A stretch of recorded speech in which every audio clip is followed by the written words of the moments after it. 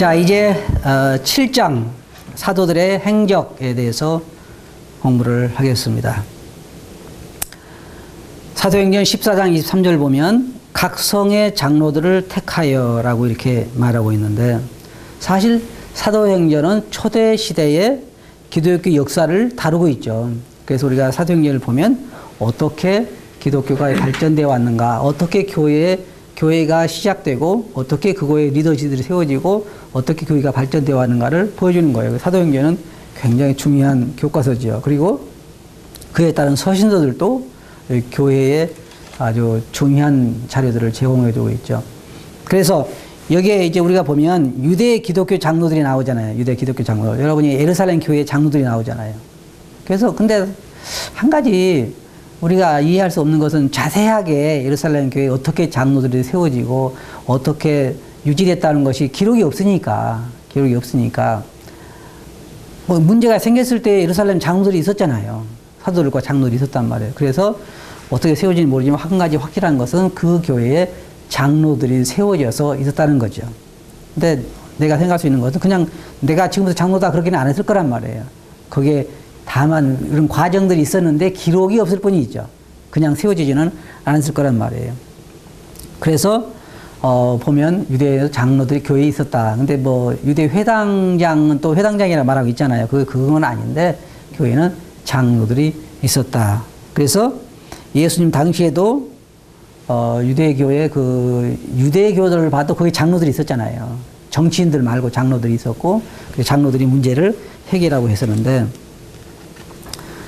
그 사도행전에 보면 사도들이 가지고 간 어떤 그 물질 같은 것도 받아서 처리하고 그랬잖아요. 교회 중요한 일들을 처리했잖아요. 그래서 예루살렘에서 장로들이 있었고 그런 일들을 했다는 걸 우리가 보게 되죠. 물질을 다룬 일도 지금 이제 집사들이 사도행전에 보면 집사들을 통해서 하도록 이렇게 했지만은 그러나 주로 사도들이 많이 그것에 이렇게 주도적으로 했던 것을 보게 돼요. 그래서 오늘날에도 저는 이제 그렇게 생각해요. 장로들이 일을 하는데 집사들은 무조건 모든 물질적 일을 다 책을 맡아서 한다고 하는 장로들의 인도를 받아서 집사들이 그런 일을 하는 것이 성경적이라고 생각을 하는데요. 예루살렘 장로들을 봐도 그들은 교리적인 문제를 심의했죠. 어떤 거예요? 가장 대표적인 것이 안디옥 교회에서 있었던 일이죠. 예루살렘에 사람들이 와가지고 그리스도인이 되려면, 구원을 받으려면 율법을 지켜야 된다. 할례를 받아야 된다. 여러 가지 이야기를 했단 말이에요. 이게 쉬운 문제는 아니에요. 쉬운 문제는 아니에요. 지금 여러분들이 알겠지만 모든 교단들은 자기 나름대로 그 색깔을 가지고 있어요. 장로교는 장로교의 색깔을 가지고 있고. 그런데 그거 바꾸기가 굉장히 힘들잖아요. 바꾸기 힘들어요. 그러면 우리 모임은 어때요? 우리 모임이 쉬워요? 아니요. 굉장히 더 힘들어요. 바꾸기. 그런데 유대교에 평생을 젖어온 사람들이 예수님 믿고 구원받았어요. 그러면 다시 유대교를 완전히 벗어버리기가 쉬운가? 굉장히 어려워요. 굉장히 어려워요. 그러니까 항상 그거에 싸웠던 거예요. 근데 예수님 뭐라 했어요? 새술은 새부대에 담아야 된다. 기독교는 다른 거예요. 완전히 예수님이 믿는 것은 많은 그 유대인들과 부딪히잖아요. 교리적인 문제 부딪히고 가르침이 부딪힌단 말이에요. 그래서 교리적인 문제가 안디옥에서 생겼을 때 그 문제를 다룬 게 뭐냐면 장로들이었잖아요. 장로들. 그래서 교회 장로들이 그 문제를 심의하고 해서 이렇게 보냈다는. 근데 참 감사한 것은 나는 그래요. 여러분들이 알겠지만은 안디옥 교회 이게 두 파로 나눠져 있어요. 왜 나눠지냐? 하나는 율법을 지켜야 된다. 그 파하고 하나는 아니다. 자유를 이야기하고. 왜 그랬어요? 예루살렘에서 교사들이 와가지고 그렇게 가르쳤죠. 그러면 자연적으로 교회는 두 파로 나누게 돼 있어요. 그런데 한번 보세요. 나 이게 참 감사히 생각하는 게 뭐냐면 나는 그렇게 생각해요. 왜 예루살렘으로 갔을까요? 예루살렘에서 사람이 와서 교사가 와서 가르쳤기 때문에 예루살렘 문제와 연관되어 있다고 생각해요. 그렇지 않으면 예루살렘이 어떤 본부라고 할 수 있죠. 모든 문제 해결자의 본부. 그건 아니에요. 성경에 볼 때. 그래서 예루살렘에서 교사가 와서 가르쳤기 때문에 또 사도들이 거기에 있기 때문에 사도들에게 물어보기 위해서 이렇게 보내는데 문제는 뭐가 중요하냐면 예루살렘 교회에서 많은 토론이 있었잖아요. 누가? 장로들 사이에서 많은 토론이 있었어요. 그리고 나서 결정은 어떻게 했어요? 그것이 아니라 뭐예요? 뭐 목매어 죽인 거라든지 피를 먹는 거라든지 간음을 음행을 멀리하고 이런 것들을 해서 보내잖아요. 그런데 내가 몇 번 이야기는 뭐냐면 그것을 성도들이 받아들였다는 거예요. 참 놀라운 거예요. 이 사람들이 교사들이 그렇게 가르쳤는데 교사들이 반박하고 나가서 교회를 따로 세웠나요? 안 세웠죠. 우리가 볼 때는 기록이 없어요. 그들이 나가서 새로 교회를 세웠다는 얘기는 없어요. 근데 어떤 어려움이 생길 때 우리는 흔히 분가하는 걸 보잖아요. 근데 이들은 그들의 장로들의 말에 순종했다는 게 모든 교회가 기뻐했다 그랬어요. 그 사도들의 결정을 모든 교회가 기뻐하고 그걸 받아들였다 그랬어요. 그게 참 필요한 것 같아요. 근데 여러분 어떻게 생각해요? 아마 그럼 예루살렘 교회가 무슨 거기가 총회냐? 우리는 별말을 할 수 있어요. 근데 그건 아니지만 그러나 예루살렘 문제에 연관돼 있고 그다음에 당시에 그게 사도들이 거기에 집결되어 있었기 때문에 사도들의 결정을 그들이 받아들인 거고, 그게 볼 수 있는 건 뭐냐면 장로들이 교리적인 문제를 해결했다는 거고, 그 다음에 그들은 상담하고 분쟁 해결하는 일에 있어서 장로들이 직접적으로 관여했다는 거예요. 내가 이평교회에서 문제를 날마다 우리가 목회를 하다 보면 많은 문제가 일어나니까 그런 문제를 해결하는 게 장로들인데, 어떤 문제를 장로들이 해결할 때 성도들에게 있어서 가장 중요한 건 뭐냐면 그 목자들에 대한 신뢰예요. 신뢰. 생각해 보세요. 목자들이 예를 들어 제가 어떤 문제를 해결할 때 막 감정적으로 내가 안 좋아하니까 이렇게 했겠냐, 그럴 수는 없어요. 그럼 목자들이 어떤 일을 해결할 때는 꼭 성경의 근거에서 그 일을 해야만 하는 거예요. 그래야 설득력이 있지. 그런데 문제는 뭐냐면 성도들 중에는 그것을 받아들이지 않는 사람이 있단 말이에요. 나는 그렇게 생각 안 한다는 거예요. 더 심각한 건 뭔지 알아요? 자, 예루살렘에서 할례를 받을 필요도 없고 뭐 이렇게 할 필요 없다 그렇게 결정해서 이렇게 내려보냈어요. 그러면 틀림없이 그때는 안디옥 교회도 있고 다른 교회들도 있잖아요. 그럼 우리 교회는 안 받아들인다 그러면 어떻게 돼요? 그게 문제라면, 이게 지금 무슨 문제예요? 할례를 받아야 구원받는다. 이게 굉장히 중요한 문제죠. 굉장히 중요한 교리적 문제예요. 그러면 이때 필요한 게 뭐냐면, 비록 안디옥 교회의 장로들이 이들이 이 장로들, 이 사도들의 권위를 총회가 아니라 할지라도 그들이 그 결정한 것을 이쪽 교회에서 받아들이는 건 자세가 필요하다 그 말이에요. 지금 현재 예를 들자면 이평교회에서 어떤 이런 교리적인 문제가 생겨서 그 자매를 치리해서 이것들 전국에 통보했어요. 그럼 받아들일까요? 안 받아들일까요? 놀라운 것은 받아들이는 교회가 있고 받아들이지 않는 교회가 있어요. 이건 성경적이 아니에요. 우리는 그렇게 생각 안 한다는 거예요. 놀라운 건 뭔지 알아요? 우리도 이평교회 어떤 사람을 치리했어요. 그런데 많은 교회 장로들이 받아들이지 않았어요. 그리고 내가 만나보니까 그건 아닌 것 같더라. 정말 웃기는 얘기거든요. 이거 재밌는 얘기가 아니에요. 왜 그래요? 예루살렘 교회 장로들이 결정을 해서 안디옥 교회에 내려보냈어요. 그러니까 우리는 안 믿는다. 우리가 만나보니까 그렇지 않더라. 어? 이야기 들어보니까 그게 아니던데 뭐. 어? 그리고 이건 개인적인 일이지. 우리는 스스로 교회의 질서를 무너뜨리고 있는 거고 이건 맞지 않는 거예요. 그럼 뭐냐. 예를 들어서 비록 우리가 어디 강원도 교회라든지 서울 어떤 교회라든지 그 교회가 장로들이 결정해서 그것을 통보했을 때는 그들을 신뢰하고 그것을 받아야 하는 거라고. 그렇잖아요. 그럼 봐요. 출교 당하는 쪽의 말이 더 신뢰성이 있어요? 장로들의 말이 더 신뢰성이 있어요? 근데 놀라운 것은 여러분들이 실제로 해보면 알겠지만은요, 둘 다 똑같다는 거야. 이래가지고는 교회는요, 전혀 발전이 없어요. 그럴 수가 없는 거예요. 이들은 교리적인 문제를 심의하고, 장로들이 어떤 교회에서는 예를 들어서 뭐 북부라든지 아니면 뭐 서대문이라든지 아니면 뭐 대학로라든지 어디든지 장로들의 교리적인 문제를 심의하고 토론해서 결정해서 다른 교회나 혹은 자기 교회에 통보를 했을 때 그것을 아멘으로 받는, 그러니까 순종하는 마음을 받는 것이 성경적으로 가장 합당한 것인데 자기는 받을 수 없다는 거예요. 그것은 옳은 것이 아니에요. 여기에서는 그렇게 잘 받잖아요. 그래서 장로들은 교리적인 문제를 심의하고 그리고 어떤 것을 상담하고 분쟁을 해결해요. 교회는 아까도 말씀드렸지만은 사람들이 모인 장소예요. 그리고 큰 가정이에요. 그런데 어떤 사람들은 뭐라고 하냐, 우리 교회는 문제가 하나도 없어요. 그 교회요, 절대로 건강한 교회 아니에요. 말이 좀 이상하죠.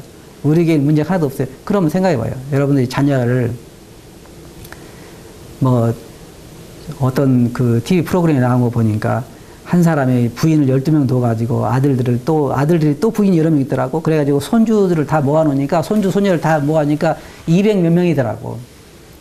그럼 내가 물어볼게요. 그 200 몇 명의 가족이 항상 문제가 하나도 없어요? 그럴 수는 없어요. 어떤 사람 병원에 간 사람도 있을 거고, 어떤 애들은 또 막 너무 깨져서 넘어져서 깨지는 애들도 있을 거고, 어떤 서로 손들끼리 싸우는 애들도 있을 거고, 난 내 생각에 틀림없이 가정사에 많은 일들이 일어날 거라고 생각을 해요. 그러면 뭐가 필요해요? 건강한 교회는 어떤 교회냐면, 리더십이 제대로 다 서 있는 좋은 교회는 어떤 교회냐면, 문제가 일어나지 않는 교회가 좋은 교회가 아니에요. 난 문제가 있어야 좋은 교회라는 얘기는 아니에요. 오해하지 말아요. 또 잘못 오해하면 안 되니까. 그냥 문제는 뭐예요? 어떤 문제가 일어나는데 그것을 해결할 만한 리더들이 있는 교회가 건강한 교회라 그 말이에요. 바람직스러운 교회. 사람이 많은 곳에, 영적으로 어린아이들이 많은 곳에서 문제가 다툼이 없고 문제가 없을 수는 없어요. 애들 여러분 한 20명 모아봐요. 안 다툴 수가 없어요. 애들이 속이가 악한 게 있어가지고 우리도 교회 보면은 주일날 막 수십 명 꼬마들이 보이는데 가만히 보면요, 조그만 애가 막 딴 애를 밀어요, 땅에다가. 그럼 어때요? 부모가 보면은 마음 상하는 거라고. 그러니까 그런 일도 있지만은, 그러나 리더십이 잘 서 있으면, 제대로 질서가 서 있으면요, 그런 거 그냥 잘 해결하고 살아갈 수가 있어요. 그게 그래서 목자들이 있는 거예요. 문제들을 여기는 것처럼 상담하고, 직장의 문제도 상담하고, 가정의 문제도 상담하고, 성도들 간의 문제도 생각하고. 제가 유편교회에서 성도들에게 물어봤어요. 안 믿는 사람 때문에 신앙생활이 참 하기 힘든 사람 손들어 보라니까 많지 않아요. 왜 그러냐면 벌써 안 믿는 사람, 저를 안 믿는 사람 그러니까 제게 와요. 신앙 어려움 줘도. 그러면 가장 신앙생활하기 어려움을 준 사람 누구냐 물어보면 누구라 할 것 같아요? 성도들이라 해요. 성도들. 성도들께 많은 어려움이 있어요. 그 문제들을 누가 해결하느냐? 장로들이 상담하고 해결하는 거예요. 그러니까 장로들은 풋내기들이 할 수 있는 일이 아니에요. 많은 경험과 신뢰와, 문제 해결도 신뢰가 있어야 되잖아요. 신뢰와. 그 다음에 여기에 보면 이방인 교회 장로들이 나와요. 이제 아까는 유대인들 교회 그 장로들 이렇게 나와 있는데, 지금 이제 이방인 교회 장로들이 나오는데, 사도행전 13장과 14장 이렇게 보면은 이게 전환점이 나오죠. 바울과 바나바가 선교 여행에 대해서 이제 기록하고 있는데, 뭐 AD 48년부터 49년 사이에 그들의 이제 복음 선교가 새롭게 시작되죠. 그래가지고 여러분이 아시는 것처럼 이제는 이방인 지역의 교회들이 세워지기 시작을 해요. 근데 이게 특징은 뭐냐면 사도 바울의 복음 전하기 우리가 좀 틀려요. 그냥 길거리 나가서 예수 믿으시오 그거 아니었잖아요. 그럼 어떻게 했어요? 안식일마다 유대인 회당에 들어가. 왜? 그때는 복음이 전파되기 좋았던 게 뭐냐면 로마의 지배하에 있었기 때문에 유대인들이 흩어져 있었잖아요. 그게 가는 곳마다 뭐가 있었어요? 회당이라는 것이 있었기 때문에 그 회당에 가서 거기에 사람들에게 그리스도를 전했잖아요. 그러니까 그 다음에는 막 온 성사람이 다 나오고 그랬죠. 그래서 그 복음을 전해서 이제 교회들이 세워지기 시작한 거예요. 그래서 여기 보면은 갈라디아 지역의 교회들이 세워지고, 그 다음에 장로가 세워지고, 에베소 교회에서 교회가 세워지고, 장로들이 세워지고, 골로새 교회가 세워지고, 장로가 세워지고, 이게 순서잖아요. 이게 순서. 어떤 사람은 그런 얘기를 해요. 성경도 해석하는 거 보면 참 다양한 것 같아요. 어떤 사람은 가만히 성경을 연구해 봤더니 고린도나 골로새나 이렇게 신약교회에 세워지고 나서 3년 후에 장로들이 세워졌더라. 그러니까 우리도 3년 후에 세워야 된다. 말이 안 되는 거죠. 그건 아니에요. 왜냐하면 이방인 지역에 세워졌을지라도 그들 유대화된 사람들에게 회당은 어디 사람들 보여요? 회당은 하나님을 믿는 사람들이 모이는 곳이에요. 유대인들이 된 사람들, 이방인이라 할지라도. 그래서 가서 거기에서 복음을 전해서 이방인들도 많이 들어왔는데 그래도 오랫동안 거기에서 젖어 있던 사람들, 종교인들, 그런 사람들 대상으로 했기 때문에 그들에게서는 장로들이 쉽게 서해줄 수가 있었다는 거죠. 그래서 이방인 장로들이 이제 각 교회에 세워지게 하죠. 이거는 우리가 더 많이 본받아야 할 것 같아요. 그 가운데 우리 이방인들이니까. 그래서 그들이 어떻게 문제를 해결하고 어떻게 했는가를 우리가 볼 수가 있죠. 에베소 교회 장로들에 대해서 이제 우리가 보면 거기에 바울이 세 번째 선교 여행을 마치면서 이제 오순절에 예루살렘 돌아가기 위해서 에베소 교회 장로를 초청하죠. 그리고 그들에게 아주 여기 이 말씀은 아주 많은 사람들이 인용하는 말씀이고 좋은 말씀인데 여기에 보면은 그가 장로들을 불러서 그들에게 성령이 너희들을 감독자로 삼고 그렇죠? 그리고 내가 너희 가운데 그동안 어떻게 살았던가를 기억하라. 이게 굉장히 지금 극적인 장면이에요. 왜냐하면 사도 바울의 마지막 인사의 장면이니까 내가 너희를 다시 보지 못하리라. 그래가지고 이야기하죠. 어떻게 내가 너희들의 본을 보였는가를 생각하라. 그리고 그건 뭐예요? 이 에베소 교회 장로들이 장로일이 무엇인가를 사도 바울을 통해서 본 거예요. 나도 지금 그 기억이 남는 건 난 그런 교육을 참 좋아하는데 그 징깁선 그 할아버지가 거기 이제 제자 훈련 시킬 때에 그들의 훈련 중에 하나가 뭐냐면 그 섀도우 프로그램이라고 있는데 그것은 목자들을 계속 따라다니면서 배우는 거예요. 그러니까 사도 바울 같은 게 뭐냐면 그들 가운데 어떻게 행했는지, 내가 너희들 가운데 어떻게 물질을 사용했는지, 어떻게 양들을 돌아가는지, 어떻게 내가 밤낮으로 유익한 건 다 너희 가르치고 그 삶 자체로 하나의 모델을 보인 거잖아요, 장로들에게. 사도 바울이 여기서 이야기한 결론적으로 말하면 뭐냐면 내가 어떻게 한 것처럼 너희도 그렇게 양들을 돌아보라는 거예요. 나는 그래서 어떻게 생각하냐면 만약에 내가 맥도날드 할아버지나 징기스 할아버지나 이런 분들이 교회에서 처음부터 계속 그분들을 보고 배웠으면 많이 다를 것 같아요. 많이 다를 것 같아요. 그런데 나 같은 경우에 내가 솔직히 고백하자면 나는 목자 자격이 있어서 내가 그런 것보다는 그냥 이 가운데서 내가 그래도 나이가 영적인 나이가 좀 되니까 그냥 소녀 가장이 된 거예요. 그러니까 당장 어떤 어려움을 부딪히게 되냐면 어디로 가야 될지도 확신이 없는 거예요. 어떻게 가야 될지도 모르고. 우리 많은 경우 그래요. 많은 경우. 어떻게 가야 될지, 어디로 가야 될지, 이런 경우 어떻게 해결할지. 그러니까 상담을 하고 싶어도 다 비슷비슷한 수준인데 어디서 상담을 해. 그러니까 그런 것들. 그런데 사도 바울은 에베소 교회 장로들에게 그런 모델을 보였기 때문에 그렇게 얘기한 거예요. 그러면서 내가 어떻게 했던가를 기억하는 거죠. 굉장히 중요한 거죠. 그래서 그들 모아놓고 이제 그들 가운데 이 마지막 한 그 말들이 사실 목회의 교본이 되고 있는 거예요. 아마 누구든지 목회하기를 원하면 그 말씀을 공부하고 읽어봐야 할 거예요. 어떻게 그들을 장로로 세우고 어떻게 그들에게 양들을 돌아보고 그 나중에 그러잖아요. 눈물로 그들에게 너희 가운데서도 자기를 쫓게 한 자들이 나타날 거다. 그게 사도 바울의 마음을 아프게 하는 거예요. 틀림없이 그런 일이 와요. 그 일을 하다 보면 육신적인 사람들이 꼭 있어요. 우리가 볼 때는 뭐 20년 되고 30년 되면 괜찮을 것 같은데요. 눈물을 흘리며 말하노니 너희 가운데 어떤 사람들은 그리스도의 십자가를 원수로 행하느니라. 실제로 그래요. 그런 성도들도 있어요. 근데 여기서 우리가 사도들의 행적을 쭉 보면서 초대시대는 장로들이 어떻게 했는가 하는 걸 우리가 보는 것인데 바로 에베소 교회 장로들에 대해서 사도 바울이 그렇게 했다는 거예요. 그런 자들을 세우고 그런 자들의 본을 보이고 또 어떻게 하라고 말하는 거예요. 양들을 치라. 양들을 먹이라. 주님 그랬잖아요. 베드로에게 너희가 나를 사랑하느냐? 그러면 내 양을 치라. 내 양을 먹이라. 이게 일이 굉장히 힘든 일이죠. 저는 이제 그 전에 사우동에 면양들이 있었어요. 할아버지, 맥카피 할아버지가 한국에 면양을 좀 이렇게 퍼뜨리려고, 한국에 심어주려고. 우리나라에 면양이 별로 없잖아요. 그래서 한국에 산도 많고 그러니까 그분은 이제 한국 경제를 좀 돕고 싶은 생각에서 양들을 미국에 직접 들어와가지고 여기서 목장을 만들려고 해서 그때 뭐 상당히 양들이 꽤 많이 있었어요. 그래가지고 그 양들을 따라 나가 본 적이 있어요. 나도. 근데 양들을 친다고 하는 것이 굉장히 중요한데 뭐냐면 양들은 어디로 갈 줄을 몰라요. 모르잖아요. 아침에 양들 뭐 하는데 어디로 갈 줄 알아.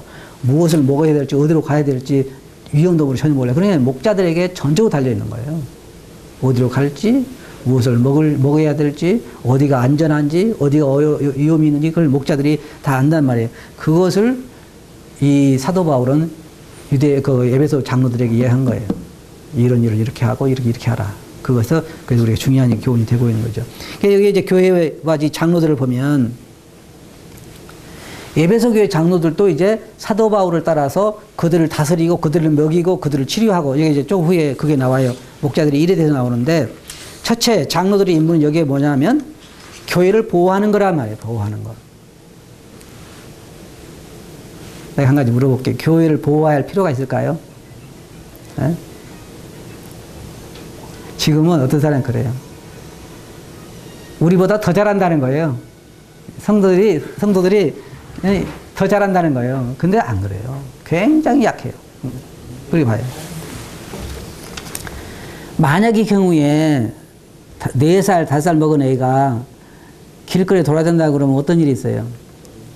우리 아들을 보니까 어릴 때 보니까 입을 이렇게 항상 막 우물우물 하잖아요. 애들은 돌아다니면서 이게 시골 지역은 도시는 안 그러게 시골 지역은 막 그 땅에서 마당에서 이렇게 애들 놀고 그러면 나중에 보면 어린 애들은 입에 우물우물한 게 있어. 손을 넣어서 빼보면 돌도 들었고 거기에 뭐 염소똥도 들었고 별거 다 들었어. 애들 막 입에 넣으니까 애들은 무방비 상태예요. 양들은 그래. 양들이 5살 먹었던 몇 살 먹었던 무방비. 지금은 인터넷도 그렇고 모든 정보의 시대이기 때문에 이게 홍수이기 때문에 양들이 뭐든지 막 먹을 수 있어요. 전혀 분간하지 못해. 우리 교회에 뭐가 이제 오냐면 어떤 교단에서 잡지를 보내주더라고. 잡지를 월간지 같이 생긴 잡지를 보내주는데 나도 모르겠는 거야. 나도 이게 어디서 왔는지 또 이게 내용들을 읽어보면은 어떨 때 헷갈려. 어떨 때는 괜찮은 것 같기도 하고 어떨 때는 보면 이건 아닌데 생각도 하고 나중에 점점 이걸 보니까 굉장히 교활한 수단이 거기 감춰져 있는 거야. 여러분 잘 생각해 봐요. 사람이 쥐약을 놓을 때 쥐약을 그냥 그릇에 갖다 부어놓지 않는다고. 그렇게 쥐약 놓은 사람은 없어. 그거 어떻게 하냐? 뭐에다 놔요? 지가 제일 좋아하는 음식에다가 쥐약을 묻히는 거예요. 싫어하는 음식에 묻히는 게 아니야. 그러니까 쥐는 쥐약을 먹는 게 아니라 뭘 먹는 거예요? 그 빵을 먹든지 그 고기를 먹는 거예요. 똑같이 그 잡지를 보면은 중간중간에 아주 독성이 강한 것을 심어놓고 내용은 다른 거, 가정에 좋은 거, 사업에 좋은 거, 별거 좋은 거, 건강에 좋은 거 이런 걸 많이 해놓았으면서 거기다 독약을 심어놓은 거예요. 예를 들어서 뭐 아까 말한 것처럼 자기 부인이 하나님 어머니라든지 뭐 왜 그렇게 된 걸 쭉 하면은 이게 왜 눈 감은 사람이 이게 빠지냐면은 여러분이 아시겠지만은 2단일수록 많이 배운 사람들이 많이 빠져요. 왜 그런 줄 알아요? 자기 나름대로 똑똑하다 생각하기 때문에 그 2단일수록 논리적으로 잘 배열해 놨어. 근데 왜 빠지냐면은 장님이니까 빠지는 거야. 장님이니까. 이게 눈의 색깔이 예를 들어서 여기 있는 것도 우리가 이게 빨간색이라고 하면 눈뜬 여러분은 금방 알아. 그래서 내가 여러분들에게 이 노란색이 어떻습니까? 그러면 아무도 안 믿어요. 다 비운단 말이에요. 빨가니까. 근데 장님은 몰라요. 눈이 감기지 안 보인다. 그래서 세상 사람들이 거기에 빠진 이유는 그런 거예요. 근데 영적으로 어린아이들은 분별력이 약하니까 여러분 히브리서에 보면 무슨 말씀 나오냐면 장성한 사람은 지각을 사용함으로 연단을 받아 선악을 분별한다. 그런데 어린 사람들은 분별력이 떨어지는 거예요. 그래, 그들을 속이는 거예요, 이것들이. 그러니까 이 교회의 이 장로들의 임무가 뭐냐면 교회를 그런 위협으로부터 보호해야 된단 말이에요. 그러니까 사실은 장로들은 잘못된 교리들도 알아야 돼. 어떻게 돌아가는지, 무엇이 잘못되어 있는지 알아야 된단 말이에요. 그래서 장로들의 임무는 교회를 보호하는 거다. 이게 참 쉽죠. 그러니까 혼자 보호한다는 건 참 어려운 것 같아요. 조금 수치가 있는 교회. 여러분들이 지금 나가는 예를 들어서 뭐 400명, 500명 되는데 교회 목자 혼자 지킬 수 있느냐? 그렇잖아요. 주로 어떻게 하냐면 성도들이 많은 교회 목자를 보면 교회를 지키는 게 아니라 방목하는 거지. 방법 그냥 놔 먹이는 거예요. 그래가지고 어디에 다치는 양이나 있으면 가끔 가서 치료나 해주고 그냥 놔 먹이는 거예요. 지그들 먹으면 먹고 잠은 자고 말면 그것은 성경에서 말하는 그러한 진정한 목회 일이 아니죠. 그 다음에 우리가 알 그 양들을 치는 거. 거룩한 임무가 뭐냐면 양들을 치는 거다.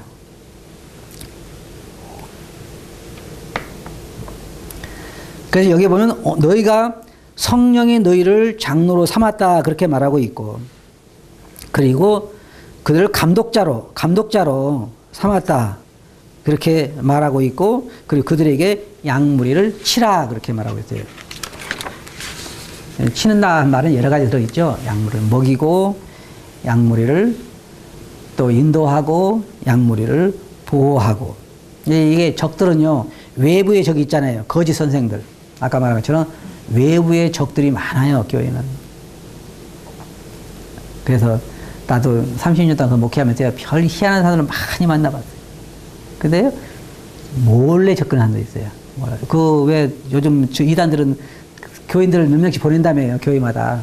그래가지고 거기서 점점 신뢰를 얻는다 그러잖아요. 막 헌금도 하고 뭐 신뢰 얻어가지고 교회를 확 뒤부른다 그러잖아요. 이게 사단의 방법이에요. 외부의 적들도 있고 내부의 적들도 있고. 내부의 적들은 뭐예요? 이리가 있단 말이에요. 우리 교회는 가라지가 없으면 얼마나 좋을까요? 일단 여러분이 나간 교회도 가라지 있어요. 가라지가 뭐예요? 구원은 받은 것 같지만, 받았다고 말을 하지만, 그러나 사실은 구원받지 않은 사람들. 예를 들어서, 여러분이 보면 알 거예요. 예수님께서 12명의 제자들을 모았는데 그 중에 한 명은 가짜였죠. 그 주님 아셨죠? 주님 우리하고 틀려요. 주님은 아셨어요. 왜? 말씀을 이루기 위해서 그렇게 하셨지만은, 유다가 한 일이 뭐예요? 유다가 한 일은 좋은 일이 없어요. 돈 맡아서 돈을 빼간다든지 예수님을 판다든지 그런 일들만 기록되어 있잖아요. 좋은 일은 별로 없잖아요. 그런데 교회 안에도 이상하게 보면요. 교회 안에도 꼭 항상 문제들을 일으키는 사람들이 있어요.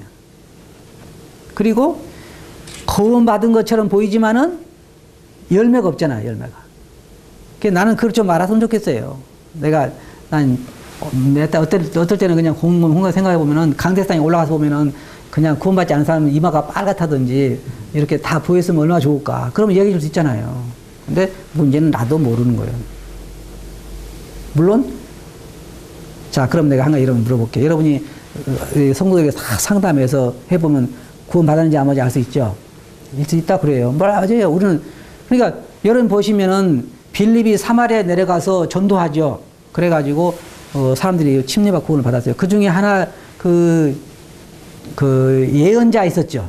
예언자 시몬인가 해가지고 나중에 와서 베드로가 와서 안수해서 성령을 받으니까 나도 그렇게 돈 줄 테니까 안수해서 그렇게 하는 능력을 나에게 주시오 그러니까 뭐라 그랬어요? 너는 뭐예요?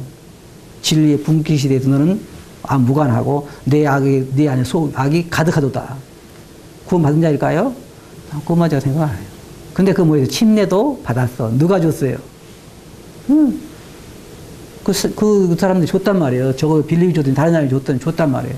그러면은 뭐예요? 사실 알고 보니까 구원받았다고 해서 침례는 줬는데 회개한다고 줬는데 사실은 믿는 사람이 아니란 말이에요.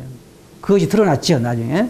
그래서 이와 같이 교회는 가라지가 있기 마련이에요. 그래서 내부에 적이 있는 거예요. 그럼 가라지를 심어놓은 이유가 뭐예요? 사단이. 교회를 분란하고, 이들은 항상 교회에 긍정적이보다는 부정적이고, 부정적인 일을 하고, 교회 분란을 일으킬 수밖에 없어요.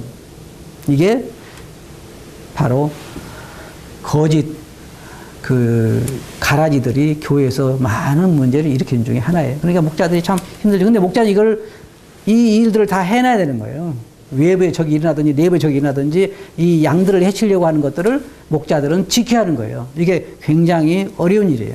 거짓 교사들은 외부에서 어떤 것을 가르친다는 건 괜찮지만 강대상에도 그래요. 제가 어떤 모임에 내려갔는데 아니 자기는 오늘날도 성령의 계시를 받는다는 거예요. 그러니까 이거 말고 성경 말씀 읽을 때 성령께서 우리에게 말씀해 그거 말고 자기는 꿈으로나 계시로 이렇게 받는다는 게 직접. 그러니까 성경 외에 받는다는 거예요. 맞아요, 안 맞아요? 그런데 자기는 받는다는 거예요. 교회 안에서 자기가 서면은 성령, 자기는 직접 성령께 받은 걸 말할 수 있다는 거예요. 그럼 그 사람이 쓴 건 뭐예요, 또? 그러면 제2 사도행전이 되는 거예요. 지금 그런 사람 세상에 많이 있어요. 그런 사람이 모임 안에도 일어날 수 있어요. 그래서 지금 이때에 우리가 바로 서지 않으면 교회에 많은 어려움들을 가져올 수가 있어요. 그래서 교회는 하나님 말씀을, 제가 볼 때 양들을 보호할 수 있는 가장 좋은 방법, 뭔지 아세요? 잘 먹이는 거예요. 영양가 골고루. 그럼 어떻게 먹여야 되겠냐? 일단은 강대상 말씀이 풍성해야 된다고 저는 생각을 해요. 양들이 일주일 동안 사회생활 참 힘들어요. 내가 봐도, 우리 교회 성도를 봐도 다 힘들지 않은 사람이 없어요. 직장 생활 힘들고, 사업하는데 힘들고, 다 힘들어하는데, 그래가지고 주일날 교회 나오잖아요. 그럼 교회 나오는데, 그날따라 또 그냥 음자가 올라가가지고 막 한 시간 이상 하면 어때요? 여러분 졸린 것보다 훨씬 더 졸려서 막 꾸고 잘 거면 그런 힘이 안 나는 거예요. 그러니까 적어도 주일날 강대상 말씀은 그 영혼들에게 새로움을 줄 수 있는 그런 풍성한 말씀으로 양들을 먹여야 되는 거예요. 그래야 그들을 보호할 수 있는 거예요. 그리고 또 뭐가 필요하냐면 그들을 훈련시키는 게 필요해요. 체계적인 양육이 필요해요. 체계적인 양육. 양들도.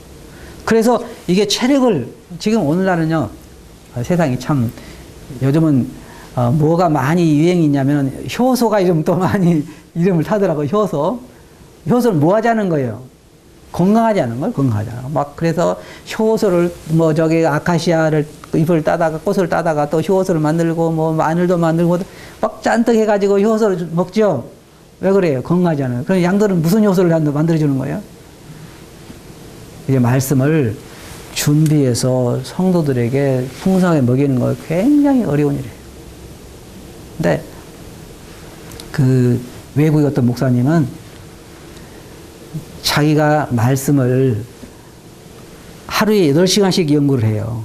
연구를 해가지고 주일날 성도들에게 풍성히 먹이는 거예요. 그러니까 양들이 건강하니까 일하기 시작하고 일하니까 더 힘이 나고 해서 교회가 점점 커지고 부흥되죠. 그런데 중요한 것은 그렇게 양들의 필요를 공급을 못 해주면은 양들이 약해지니까 어려움이 온다. 병들고 힘들어진단 말이에요. 그게 목자들이 해야 할 일은 뭐냐면 그렇게 그들을 먹이고 그들의 영양을 공부하는 것이 목자들이 해야 할 일이에요. 가장 이렇게 생각해요. 만약에 나에게 누가 와서 목자들이 해야 할 일 중에 가장 중요한 일이 뭐냐 그러면 나는 양들을 먹이는 일이라고 생각해요. 여기 먹이는 일. 보호하는 일은 두 번째예요. 아니 병들어 있는데 보호가 지금 내가 너 보호하기 때문에 서 있는 게 무슨 소용이 있어. 일단 먹어야지. 건강하게 막 양식을 먹어야지. 여러분 생각해 봐요. 이거 나도 이제 가끔 여기 말씀 전하러 오면은 식당 갈 때 아마 틀림없이 대접하는 사람들이 어디 가야 맛있는 거 대접할까 그럴 거라고. 에? 어디 가야 맛없는 걸 대접할까 그러고 나를 데려가지는 않을 거란 말이에요. 어디 이제 그 지역의 교회 말씀 전하러 가면은 막 30분 이상을 차 타고 가는 데가 있어. 식당 이제 저녁에 데려간다고. 그러면 내가 보기 그 좋은 식당들 다 지나서 아주 허름한 데가 들어가는 거야. 근데 그 가면 사람 줄 서 있어. 근데 놀란 건 뭔지 알아요? 그 사람들이 다 근처에 온 사람들이 아니야. 다 그래도 막 멀리서 온 사람들이야. 근데도 막 줄 서 있어. 우리도 저번에 가서 줄 서 있었죠, 거기서. 왜 그래요? 그 집에 가면은 음악이 좋아서 그러죠. 안 그래? 그거 보고 가는 게 아니야. 음식이 맛있으니까 가는 거란 말이에요. 그처럼 교회의 양들도 올 때마다 항상 풍족하게 영적으로 먹고 갈 수 있도록 양들이 식사를 배려하는 것이 필요해요. 그럼 뭘 해야 되겠어요? 남편과 아내 사이에 끝없는 분쟁이 뭔지 알아요? 죽을 때까지 끝이 없는 분쟁이 하나 있어. 그건 뭐냐면 항상 남편은 아내가 요리 실적이 없다는 거예요. 아내는 뭐라고 그래요? 남편이 입이 짧다는 거죠. 그러니까 아내는 남편이 입이 짧다 그러고 남편은 아내 요리 솜씨가 없다고 누가 옳은 거예요? 둘 다 문제할 수는 있지만 일단은 중요한 것은 내가 생각할 중요한 것은 목자는 진짜로 성도들이 수백 명 모이는 교회라면 알마다 8시간 이상씩 책상 옆에 앉아서 말씀을 연구하고 기도하는 목자들이 틀림없이 있어야 돼요. 기본적으로. 그래야 충분히 은사하면 그래도 안 되지만 은사 따라서 그렇게 하는 사람이 있어요. 그래야 양들이 알아. 그거 말씀을 먹을 때. 그래서 그런 양들을 먹이는 것, 이 목자 일하는 거요. 그분 유명한 지금 막 만 몇 명 나가는 그 교회 목사님이 간증을 다 들어봤어요. 자기는 책상 앞에 앉아서 하루에 몇 번씩 일어나서 골프채를 봐서 골프채를 닦다가 다시 놓고 공부를 한다는 거야. 쉽지 않아요. 하루에 몇 시간씩, 8시간씩 이렇게 앉아서 공부한다는 것은 성경을 준비한다는 건 쉬운 일이 아니야. 그래도 골프채를 다시 올려놓고 앉아서 성경을 공부한다는 그거 생각해요. 하루에 8시간씩. 쉬운 일이 아니에요. 근데 그렇게 준비하지 않으면 계속해서 남편의 입만 짧다고 말하는 아내는 자격이 없는 사람이라. 할 수 있으면 그 남편의 입맛을 맞추도록 그렇게 음식을 준비하고 가정의 건강을 돌아보는 사람이어야지 정상적인 사람을 할 수 있어요. 목자의 가장 중요한 일은 양들을 먹이는 거예요. 풍성하게 먹이는 거예요. 그리고 그들을 보호하고 또 필요할 때 그들을 올바른 길 인도할 일이 참 많아요. 양들이 보면 갈 길을 모르잖아요. 갈 길을. 이리 가야 될지 저리 가야 될지 자녀 교육에 대해서 어떻게 해야 할지 가정은 또 어떻게 해야 할지 그때 성경 말씀대로 그들을 잘 상담하는 게 필요하지만 기본적인 건 목자들이 해야 할 건 뭐냐면 적들로부터 보호하는 거예요. 제일 중요한 거 보니까 저는 이제 유평교회 식구들은 걱정하지 않아요. 그렇다고 위험이 없는 건 아니야. 내가 유평교회를 잘 보호할 수 있는 가장 좋은 것은 양들을 잘 먹이면 그때는 염려가 덜 돼요. 이걸 아니까. 하지만 잘 먹이지 않으면 양들이 지금은요, 성도들이 전국에 있는 여러 교회들 들어가서 다 설교 듣잖아요. 그래서 쉽게 잘못될 수가 있어요. 많은 잘못된 교리들 접하기 때문에. 결론적으로 말씀드리면, 사도시대에 보면, 사도들의 행적을 보면, 그들이 이제 선교 여행을 시작하면서 갔던 고린도, 에베소 이런 지역들에 있어서 교회를 세우게 되고, 교회를 세워놔서 장로들을 세우잖아요. 장로들이 해야 할 일이 뭐냐? 양들을 보호하고, 양들을 먹이고, 양들을 인도하고 하는 것들. 그런 것들이 그들의 주요 임무였다. 그래서 오늘날 교회 목자들도 그 일을 해야 되는데 가장 중요한 것, 양들에게 늘 풍성한 꼴을 제공하는 것. 그것이 목자의 첫째로 신경을 써야 할 일이다. 그런데 은사 없는 자는 안 돼요. 그걸 알아야 돼. 자기가 하루 8시간씩, 어떤 사람은요, 하루 8시간씩 아니라 2시간만 책상 앞에 앉아도 막 못 앉았다고 하는 사람이죠. 그런 은사가 아닌 거예요. 그러니까 각자 은사대로. 그래서 복수 목회 제도 안에서 각각 자기 은사대로 은사를 활용해서 양들을 풍성하게 먹이면 그때 양들은 건강을 되찾게 된다. 그래서 건강하면 더 보호할 일도 적어지고, 그래서 교회 전반적으로 하나의 양으로 생각하고 목자들은 그 일을 해야 한다는 거예요. 알겠어요? 다음 시간에 또 계속 하겠습니다.